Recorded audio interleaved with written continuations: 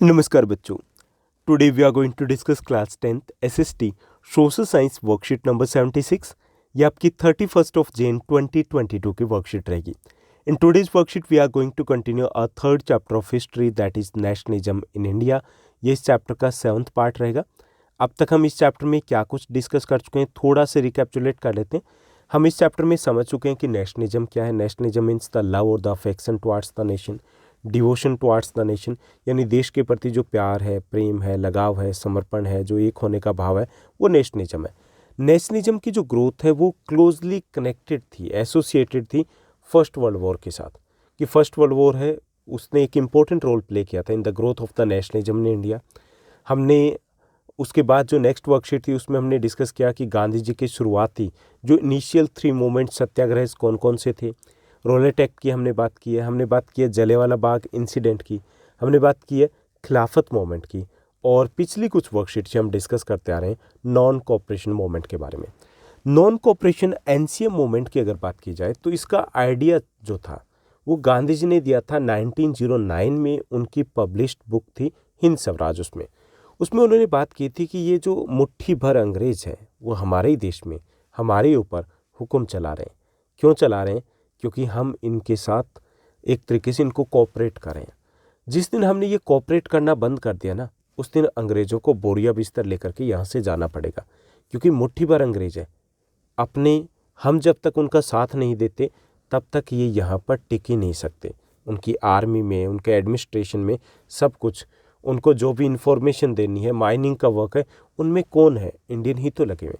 इसी कंसेप्ट को ध्यान में रखते हुए गांधी जी ने एक नेशन वाइड मूवमेंट है वो लॉन्च करने की प्लानिंग की। और जो नॉन कोऑपरेशन मूवमेंट है इसके बारे में हालांकि रेजुलेशन पास हो गया था दिसंबर 1920 में, जो कांग्रेस का सेशन हुआ था उसमें। हालांकि इसकी शुरुआत होती है 1921 में, जैन 1921 में। तो इसके 4 ऑब्जेक्टिव होते हैं नॉन कोऑपरेशन मूवमेंट के। फर्स्ट जो ऑब्जेक्टिव था टू सपोर्ट द खिलाफत मूवमेंट, कि खिलाफत मूवमेंट था उसको सपोर्ट करना था।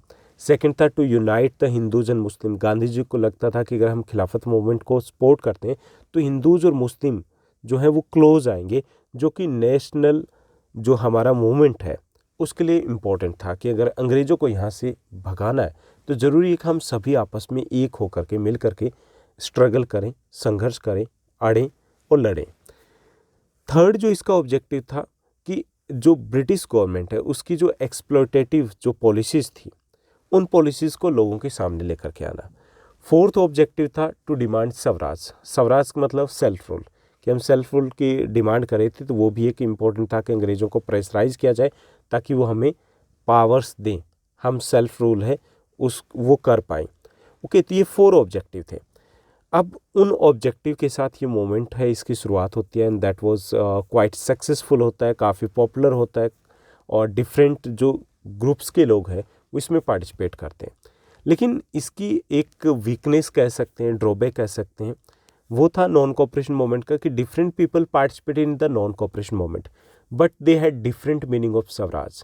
लेकिन सभी के लिए जो स्वराज का मीनिंग था वो अलग अलग था। अलग अलग लोग मतलब अलग अलग कारणों से लड़ रहे थे। उनमें से ज़्यादातर लोगों का ये मतलब नहीं था कि Swaraj means self rule, Swaraj means कि अंग्रेज़ों को भगाना है। उन्होंने अपने ही मीनिंग निकाले थे कि स्वराज मतलब ये चीज़ होनी चाहिए। ओके, तो आज हम इस वर्कशीट में कंटिन्यू रखेंगे नॉन कोऑपरेशन मूवमेंट को, और हम बात करेंगे कुछ और ग्रुप्स की कि उनके लिए स्वराज के क्या मीनिंग था। Then after that we will discuss about the Chauri Chaura incident के बारे में हम डिस्कस करेंगे। After that we will discuss about the Swaraj party, Simon commission and about the Lahore session of Congress. यानी कि काफ़ी सारे छोटे छोटे टॉपिक है जो इस वर्कशीट में हम कवर अप करेंगे। लेट्स बिगिन, चलिए शुरुआत करते हैं इस वर्कशीट की। Dear students, we studied about the participation of people in the non-cooperation movement in the cities and in the countryside in the worksheet number 74 and 75. 74 और 75 में हमने बात की थी कि जो पीजेंट्स थे अवध के और जो गुडेम हिल्स के ट्राइबल कम्युनिटी के लोग थे उन्होंने पार्टिसिपेट किया था नॉन कोऑपरेशन मूवमेंट में, but they had their own meaning of Swaraj. लेकिन उनके लिए स्वराज के अपने अलग ही मीनिंग थे। जैसे पीजेंट्स की बात करें तो they wanted reduction in the taxes, वो चाहते थे टैक्सेस कम हो जाएं। रीडिस्ट्रीब्यूशन ऑफ लैंड, ज़मीनें हैं वो दोबारा बांटनी चाहिए।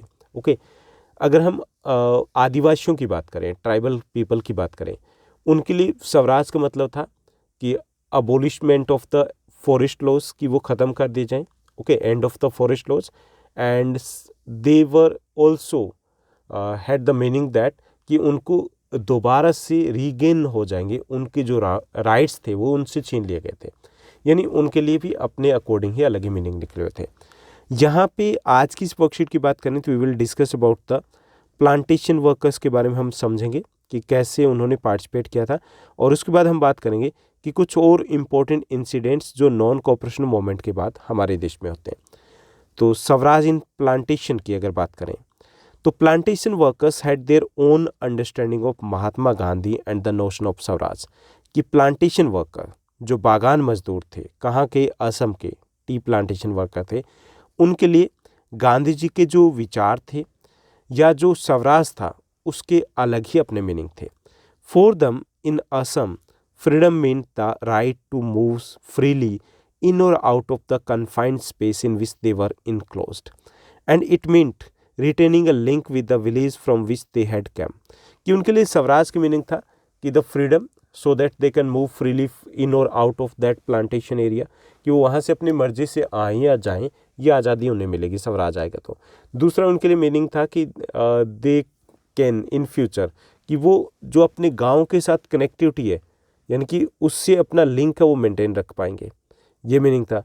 थर्ड मीनिंग जो उनके लिए था कि the distribution of land in their own village, कि they would get the land in their own village, कि उनको गांव में, अपने ही गांव में उनको लैंड मिल जाएगी, ज़मीन मिल जाएगी, यानी कि इन्होंने अपने अलग ही मीनिंग निकाले थे।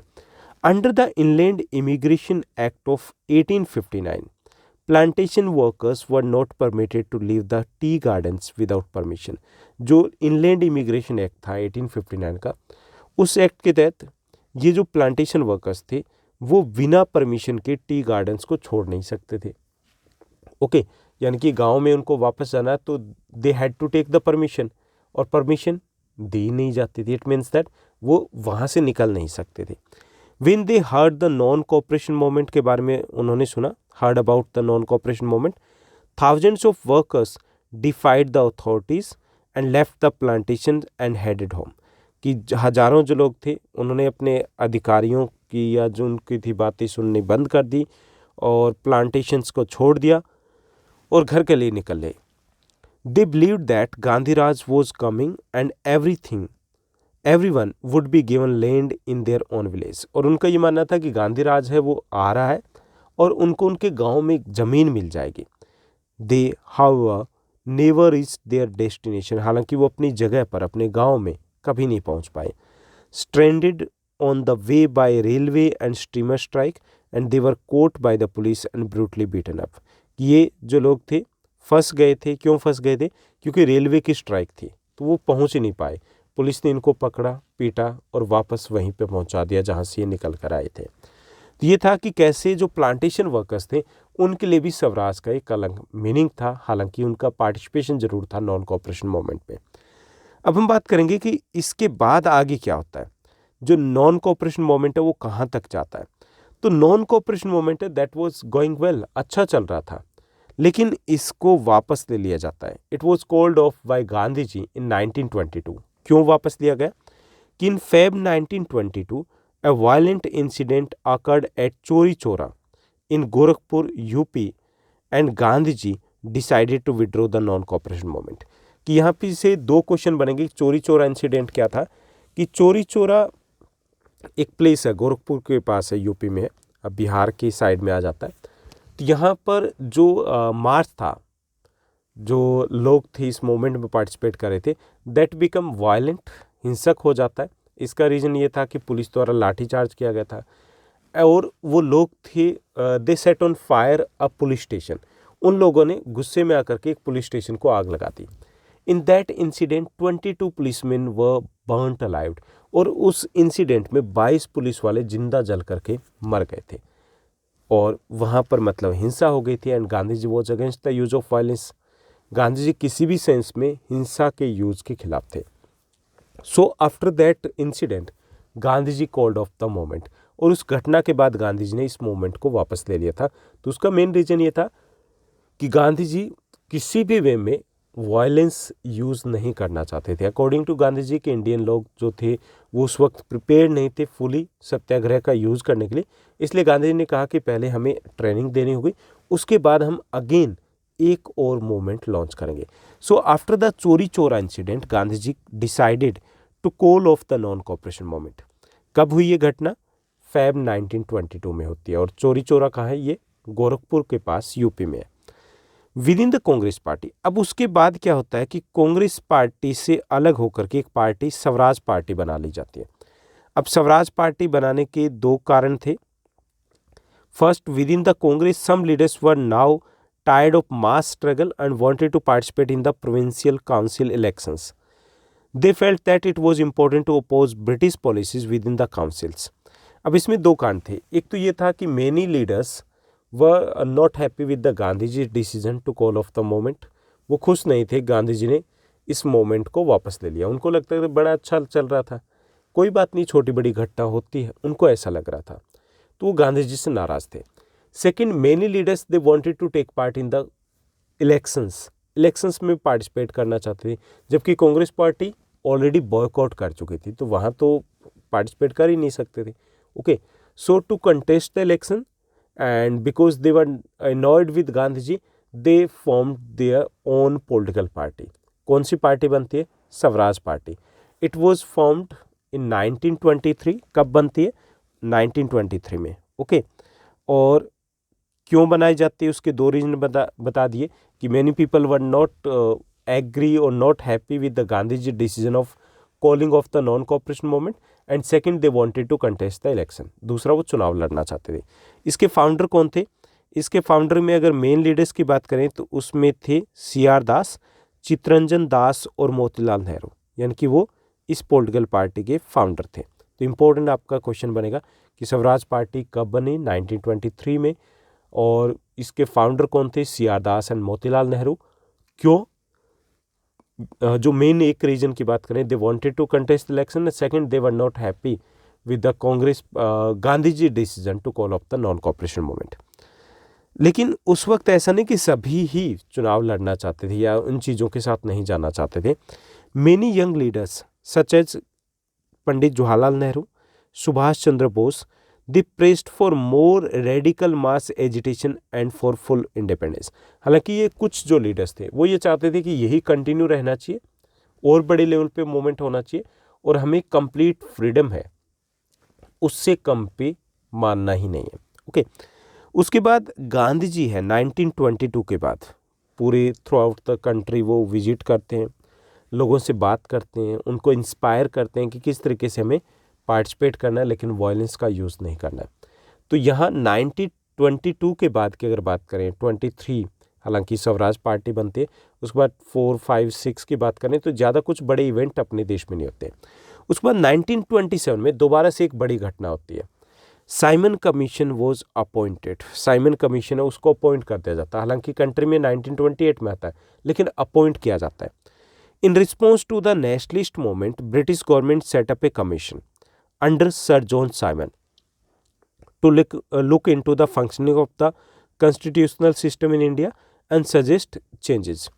कि इसी मोमेंट, क्योंकि पहला तो रुक चुका था, अब उन्हें यह भी पता था कि गांधी जी एक बड़े मोमेंट की प्लानिंग करें, तो उसको रोकने के लिए उन्होंने क्या किया? They appointed a commission under the leadership of sir John Simon. इसलिए इसको हम साइमन कमीशन बोलते हैं। कब अपॉइंट होता है? 1927 में। क्यों अपॉइंट होता है? दो रीजन थे।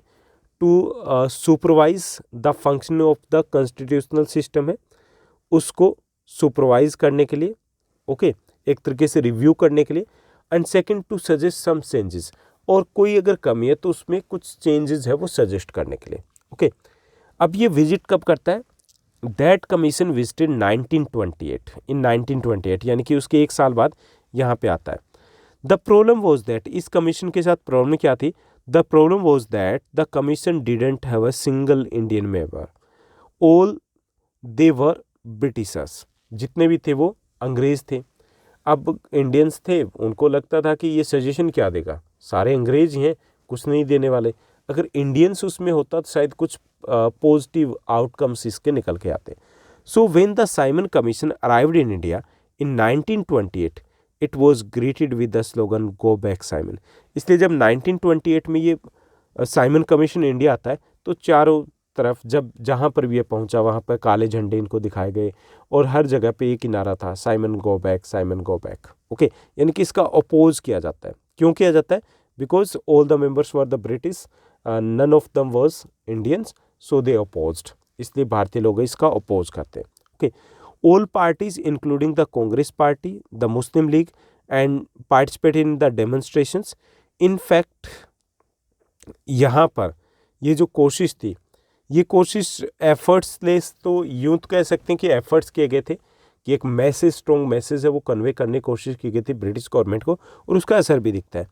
इन an effort to win them over, viceroy Lord Irwin announced in October 1929 a vague offer of dominion status for India in the unspecified future। हालांकि इसमें एक वैग्यू ऑफर है वो दिया जाता है, यानी कि ढुलमुल सा ऑफर है, गोल मटोल सा ऑफर है वो हमें दिया जाता है कि आपकी यहाँ पे गवर्नमेंट होगी और उसको कुछ पावर्स हम देंगे। हालांकि उसमें अनस्पेसिफाइड टाइम था, टाइम मेंशन नहीं किया गया था कि कब तक, यानी कि वो सब कुछ किया गया था डिस्ट्रैक्ट करने के लिए कि जो हम प्लानिंग कर रहे थे नेशन वाइड मूवमेंट की अगेन, तो उससे डिस्ट्रैक्ट करने की कोशिश की गई थी। और उन्होंने ऑफर दिया कि there will be the round table conference to discuss a future constitution, और फ्यूचर कॉन्स्टिट्यूशन के लिए हम राउंड टेबल कॉन्फ्रेंस करेंगे, ये ऑफर दिया गया था। अभी राउंड टेबल कॉन्फ्रेंस इसीलिए कहा गया क्योंकि ये राउंड टेबल ही थी एक्चुअल में, उसके चारों तरफ बैठ करके डिस्कस किया जाना था। एंड राउंड टेबल कॉन्फ्रेंस बाद में ऑर्गेनाइज भी की जाती है। 1930 में फर्स्ट राउंड टेबल कॉन्फ्रेंस थी, 31 में सेकंड थी और 32 में थर्ड राउंड टेबल कॉन्फ्रेंस थी। हालांकि आउटकम्स कुछ नहीं आते, तो ये सब कुछ चलता रहा। उसके बाद बात की जाए 1929 की, तो एक और इम्पोर्टेंट इंसिडेंट होता है, यानी कि एक और इम्पोर्टेंट हिस्टोरिकल इवेंट होता है, that was the Congress session of 1929। 1929 में कांग्रेस का जो सेशन होता है वो लाहौर में होता है। वो 3 रीजन से हिस्टोरिक था। In December 1929 the presidency of Jawaharlal Nehru, the Lahore Congress formalise the demand of Purna Swaraj, यानी कि इसमें 3 रीजन से ये हिस्टोरिक था। First time any young leader become the president of the Congress party. पहली बार ऐसा हुआ कि कोई यंग लीडर वो कांग्रेस पार्टी का प्रेसिडेंट बना, तो वो थे पंडित जवाहरलाल नेहरू, तो ये हिस्टोरिक था इस रीजन से। सेकंड था, one resolution was passed in this Congress session that was the पूर्ण स्वराज। यहाँ इस कांग्रेस के सेशन में पूर्ण स्वराज का रेजुलेशन वो पास किया गया था, यानी कि हमने ये डिसाइड किया था कि हमें कंप्लीट इंडिपेंडेंस से कम कुछ नहीं चाहिए, यानी कि फुल फ्रीडम। इसका मतलब था अंग्रेजों को जाना पड़ेगा, उससे कम में हम नहीं मानने वाले। थर्ड, यहाँ पे एक और रेजुलेशन पास किया गया था जिसके कारण भी इसको हिस्टोरिकल सेशन कहा जाता है, that Indian National Congress they passed another resolution that they would celebrate 26 Jan as a independence day from 1930 onwards. कि उन्होंने ये डिसाइड किया कि it was declared that 26 Jan 1930 है, उसको इंडिपेंडेंस डे के तौर पर सेलिब्रेट करेंगे। कब तक? जब तक कंप्लीट इंडिपेंडेंस नहीं मिल जाती। ये इसलिए किया गया था ताकि लोगों को मोटिवेट किया जा सके, प्लानिंग ठीक से की जा सके। तो ये भी एक इम्पोर्टेंट रेजुलेशन था जो इसी सेशन में पास किया गया था। आपको पता भी होगा कि अभी हमने रिपब्लिक डे सेलिब्रेट किया है, और रिपब्लिक डे सेलिब्रेट इसलिए करते हैं कि इस दिन हमारा कॉन्स्टिट्यूशन है वो हमने इनेक्ट किया था, लागू किया था। लेकिन कॉन्स्टिट्यूशन इस दिन क्यों लागू किया था वो इसी से छिपा हुआ है, क्योंकि ये जो डे था ये हमारे देश की आज़ादी के लिए इम्पोर्टेंट डे था। तो इस डे को मेमोरेबल बनाने के लिए हमने डिसाइड किया था कि हम अपने कॉन्स्टिट्यूशन को जो इम्प्लीमेंट करेंगे, लागू करेंगे, वो इसी डे से करेंगे। तो ये थी हमारी वर्कशीट, उसका कंटेंट। अब इसी पर बेस्ड है 2 इजी क्वेश्चंस, चलिए उनको सॉल्व करते हैं। फर्स्ट क्वेश्चन हमें दिया गया, right a short note on the participation of plantation workers in the non cooperation movement. Non cooperation movement में प्लांटेशन वर्कर्स हैं, उनकी भागीदारी जो थी, पार्टिसिपेशन था, उस पर हमें नोट लिखना कि कब, क्यों पार्टिसिपेट किया और कैसे किया। Under the inland immigration act of 1859, immigration हो जाएगा, IMM हो जाएगा, immigration act of 1859, plantation workers were not allowed to leave the tea gardens. जो प्लांटेशन वर्कर्स थे उस एक्ट के तहत टी गार्डन्स को छोड़ नहीं सकते थे। When they heard about the non-cooperation movement, thousands of workers defied the authorities, left the plantation and headed towards the home. कि जब उन्होंने एनसीएम के बारे में सुना तो उन्होंने अपने मतलब ऑफिशियल से उनका कहना मानना बंद कर दिया, प्लांटेशन को छोड़ दिया और घर की तरफ निकल लिए, यानी कि पूरे जोश के साथ उन्होंने पार्टिसिपेट किया। But they had different meaning of Swaraj, लेकिन उनके लिए स्वराज का मीनिंग था वो अलग ही था। The plantation workers in Assam, Swaraj meant उनके लिए स्वराज का अर्थ था right of workers to move freely, कि वो प्लांटेशन से मर्जी से बाहर जा पाएंगे। Second, permission to return to the village, कि उन्हें गांव जाने की परमिशन मिल जाएगी। And third, they believed that Gandhi Raj had came and everyone would be given land in their own village, और उनको ये लगता था कि गांधी राज आ गए और सबको उनके गांव में ज़मीन मिल जाएगी। यानी पार्टिसिपेशन तो उनका रहा, लेकिन स्वराज का जो मीनिंग था उन्होंने अपने अकॉर्डिंग ही निकाला था। तो ये हमारा फर्स्ट क्वेश्चन रहेगा। उसके बाद सेकंड क्वेश्चन दिया गया। सेकंड क्वेश्चन है right a short note on Simon commission. Simon commission के ऊपर हमें नोट लिखना कि कब आया, क्यों आया, कैसे आया और कैसे उसका वेलकम हुआ। In 1927, a commission was appointed under the leadership of Sir John Simon, and that was called Simon Commission, which came to India in 1928. यानी कि 1927 में अपॉइंटमेंट होती है और 1928 में ये आता है। और इसके प्रेसिडेंट कौन थे? सर जॉन साइमन थे, इसीलिए इसको साइमन कमीशन कहा जाता है। It was appointed to review the working of the constitutional system की जो वर्किंग है उसको रिव्यू करने के लिए एंड सजेस्ट चेंजेस, और कुछ चेंजेस है वो सजेस्ट करने के लिए इसको अपॉइंट किया गया था। The problem was that there was not a single Indian member in the commission. Problem क्या थी कि इसमें कोई भारतीय नहीं था, इंडियन नहीं था। सो व्हेन इट केम, यानी कि जब साइमन कमीशन आता, when the Simon commission reached India, it was greeted with the slogan Simon go back. इसलिए चारों तरफ साइमन वापस जाओ के नारे लगाए गए थे, क्योंकि भारतीयों को लग रहा था कि जब इंडियन इसमें लिया ही नहीं है, इट मीन्स ये सजेशन कुछ नहीं देने वाले, ये सिर्फ ढकोसला दिखावा है। तो ये थी हमारी आज की वर्कशीट। उम्मीद करता हूँ सब कुछ आपको अच्छे से समझ में आया होगा। अगर आपको ये वर्कशीट अच्छी लगी तो इस वर्कशीट को लाइक और शेयर ज़रूर कीजिएगा। आज के लिए बस इतना ही। Thank you, bye bye, have a nice day.